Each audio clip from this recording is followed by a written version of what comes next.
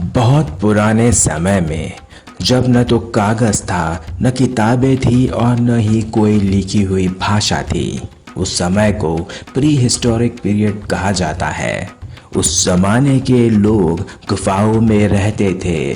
वे लोग अपने आसपास की चीज़ों जैसे पत्थर, हड्डियाँ और जानवरों से औजार और सामान बनाते थे। इन गुफाओं की दीवारों पर उन्होंने चित्र बनाए। ये चित्र जानवरों, पेड़ों, इंसानों और उनके कामकाज को दिखाते थे। कभी कभी वे शिकार करते हुए इंसानों को बनाते थे तो कभी नाचते हुए और खेलते हुए लोगों को।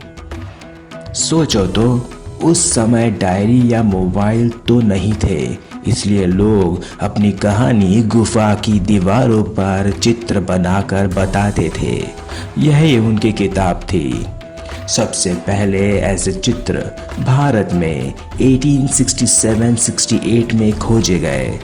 एक अंग्रेज आर्कियोलॉजिस्ट जिसका नाम कार्लाइल था, उसने इन्हें खोजा। बाद में भी कई जगह जैसे भिमबेटका मध्य प्रदेश और लखुड़ियार उत्तराखंड में बहुत सारे शैल चित्र मिले। भिमबेटका की गुफाएं बहुत मशहूर हैं। वहाँ लगभग 800 गुफाएं हैं, जिनमें से 500 में सुंदर सुंदर चित्र बने हैं। कुछ चित्र इतने पुराने हैं कि जब इंसान शिकार करके जीवन बिताता था, उनमें हाथियों, बाघों, गेंड, सांभर, जंगली भैंस और हिरन जैसे जानवर दिखाए गए हैं। ये लोग प्राकृतिक रंगों से चित्र बनाते थे। लाल रंग वे हेमेटाइट पत्थर से बनाते थे, हरा रंग पौधों से और सफ़ेद रंग चूने से। सोचो, उन्होंने इतने साल पहले रंग भी खुद बनाए। कुछ चित्रों में शिकार का दृश्य दिखता है, जैसे लोग भैंसे का शिकार कर रहे हैं।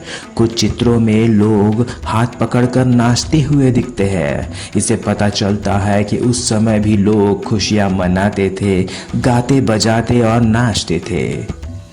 इन शैल चित्रों से हमें यह समझ आता है कि पुराने समय के लोग कैसे रहते थे, क्या खाते थे, कैसे शिकार करते थे और कैसे अपने आनंद के पल बिताते थे।